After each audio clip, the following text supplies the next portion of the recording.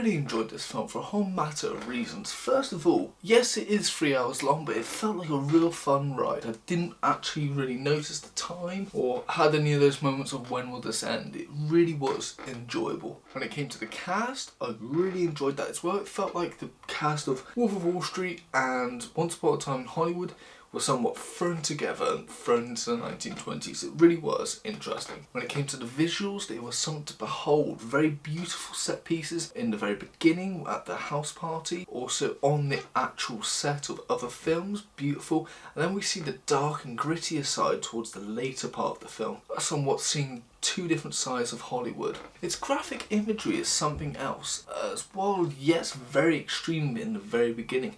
I feel like it's to somewhat take away the smoke and mirrors that the 1920s behold upon certain audience members and strips it and throws it to the huge reality that a lot of them get involved in these depraved sex parties. I also found it very interesting to see substance abuse being quite a huge thing in Hollywood and being very open as it compared to today. And we're seeing that people openly taking drugs on set, disguising it as peanuts or anything just to keep the actors awake or help their hangover or any type of drug related issues to keep them up and going. I will admit, I did find it interesting seeing how the actors were really just very egotistical. The talent, if you call it, are somewhat very egotistical people, and they believe that they are the ones making the films, when in actuality it's the hard workers in the background scenes putting up and doing the absolute most effort to somewhat set up the scenes and really putting the hard work and effort into the films, not the actors or the directors themselves. And it's sad that they don't get the payment or the respect that they deserve, not until the later years, that being the talkie era. Another thing was somewhat fascinating is obviously this film is set before unions and human rights were mandatory in the film industry, so we're seeing extras and camera operators and light operators being treated like absolute dirt, and to an extent that they should be thankful that even on a set with these people, they should be ever so lucky to be on a set. It's weird to see it like that some of these people are deprived of food, putting literal blood, sweat and tears into this film. They're working to the point of death on these films. It's mad. The three main characters in this film you could take as a case study for different types of fame. So we have, first of all, that being Jack Conrad. He is the famous one that everyone knows. He's at the peak of his fame at this point. Everyone knows him, everyone wants to be him, he's known of the town, he's the talk of the town. And it's interesting to see his character be like this. He's an overzealous, egotistical maniac, thinks he is the best and needs reassurance in that way. But apart from that, we also see that he wants to see change within the industry, and he really wants to push this change, and not knowing that this change that he hopes the industry goes through will be his inevitable downfall, that being the talkies era. He does his best to adapt, but he is only mocked and ridiculed, and his legacy is somewhat looked down upon. And even though there's ways he could improve on his craft, I believe he chooses not to, as he knows the trajectory his career is going with, and he somewhat is swallowing that bitter pill, and we see him take the darkest of routes. The next case study, that being Nellie, Margot Robbie's character, who was brilliant. I feel like her case study is that somewhat luck and the candle being burnt very quickly, as well she gets famous at the very peak of silent films, getting in on the very end of that very perverted decade. It's when the talkie industry comes in. That's when she's not the talk of the town anymore. People are actually discrediting her, and her career goes into somewhat of a revival, but she is still stuck in her ways. And I feel like, compared to Jack, she accepted her downfall more gracefully, as even though she was in debt, she was gambling a lot, she was very addicted to substances, I think she accepted her downfall a bit quicker, as she got to experience her dream. She got to have that high, being as famous as she could possibly be, and I think, yeah, she accepted it a bit easier than Jack. And the last case study will be Manuel, or Manny, who I would say he's the case study of hard work and luck getting you to quite a powerful position, as We see him working at one of these debauchery parties. He gets the lucky option of driving Jack Conrad home and gets invited to the set,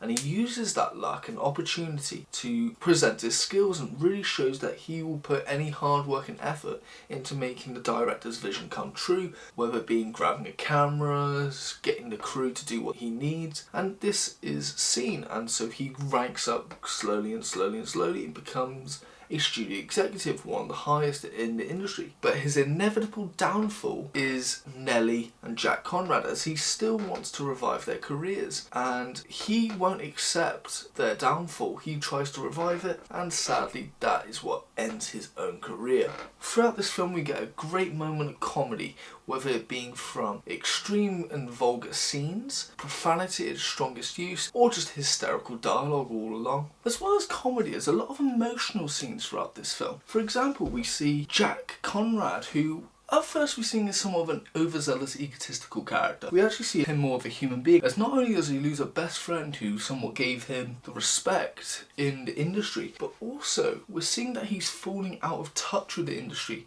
as after a few bad reviews and looking somewhat like his career's on a downfall, it's a bitter pill for him to swallow, as he's falling out of place of an industry he once loved and was profounded upon. And you feel really sad for the character. There's also moments of uncomfortableness, as we're seeing the character Manny having to talk and somewhat instruct these two particular characters do quite sad and dark things. One of the characters is someone he himself made famous, and he's asking him to black up because when performing, a particular light is making him look white when he isn't, and so he's asking him to put charcoal on his face to make him look black. And you can tell that Manny is not enjoying this whatsoever, but sadly, as it's his job, as he is a studio executive, he's got a lot of weight on his shoulders and he needs to make sure each and every film goes perfectly.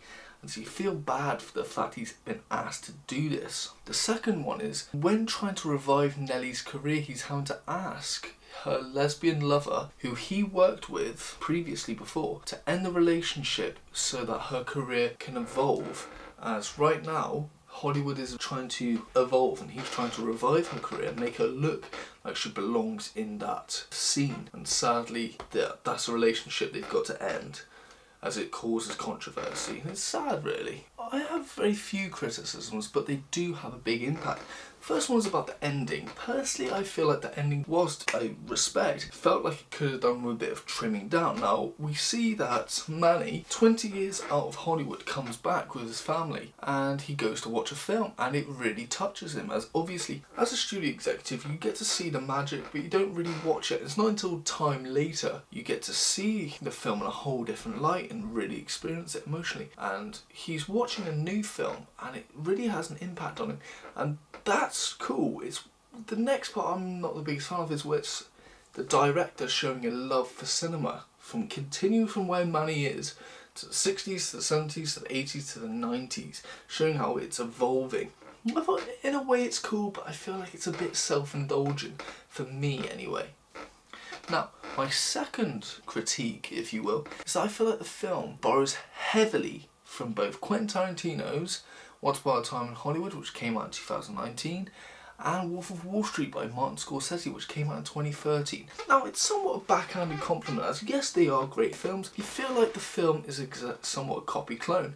With Wolf of Wall Street, it's definitely with the cast. You can see a lot of the cast members from that film in Babylon, and they're somewhat portraying the same role. And it just feels like they're playing the 1920s version of that character. When it comes to the sex and debauchery in this film, you can't help but compare it to Wolf of Wall Street and feel like he's trying to double down on what they did to the point of lunacy, even having scenes which, if you put together, look almost alike. It's uncanny. When it comes to Once Upon a Time in Hollywood, I feel like Babylon borrowed the plot with Leonardo DiCaprio's character, Jack Conrad, of somewhat feeling like dinosaurs in their own industry as it is evolving. And I feel like they took what Leonardo DiCaprio was going through and gave it to his side character, which was Brad Pitt in that film, and made it in Babylon. I don't know why I just popped in. They even did it to an extent that his character, they look quite alike. Another thing I feel like Once Upon a Time in Hollywood had that very dark ending, somewhat of comedic but very dark at the same time. I feel like Babylon somewhat did that as well. I think they doubled down on the ending, make it darker and grittier, with a small sense of light at the end of the tunnel. I do think the film is good, but when you can't help but see the comparisons between those two films, and you can see that it's somewhat a love child of Wolf of Wall Street and Once Upon a Time in Hollywood, and this is in its inception. And it's sad because as much as I want to enjoy this film, you can't help but compare it, and it strips it of any originality you think this film has. So overall, I really did enjoy the acting, the set pieces, the orchestra, some of the violence, just the imagination, the heart, the sweat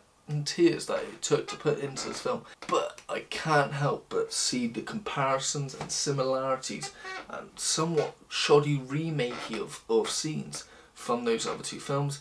And so with that, I have to say, is it good? I think it's great, but it could have been better. Ranking, it's a 7 out of 10. Recommendations, obviously Wolf of Wall Street, Once Upon a Time in Hollywood. Very similar films, definitely go check them out, and maybe you can see the same. Maybe not. For films and shows alike, I would say Dolomite Is My Name, as we're seeing character who gets famous from comedy records and wants to build upon that, goes into the film industry and is making his own film. We're seeing him go through the troubles of doing so. Definitely check it out, it's on Netflix. Next is Entourage, a TV show which is about Hollywood essentially, and poking fun at studio executives, actors and the lifestyle as well. When we get to see the highs of an actor, like being the talk of the town, people wanting to cast you in every so movie and getting any pick of the ladies. We also see the lows of not seeing your family, not being able to be in certain films because of your previous film, having to do this, having to do that. We've seen the lows of not only the actors but also studio executives as well. Definitely go check it out. And last but definitely not least, I'd say The Deuce is like that. It's taken from the 70s, stripping away and showing reality that was very graphic, sexualized and crime-ridden New York. But it's also somewhat a cool vibe, and we're seeing how the pornographic industry blew up from prostitutes being in these films and how the mafia was involved and pimps, how they were somewhat decreasing or increasing depending how you view it. Definitely go check it out. Again, similarities with characters, gratuitous nudity, drugs and violence. Very like the film. Those are my recommendations. This has been my review. Hope you've enjoyed. If you have, please like and subscribe and have a nice day.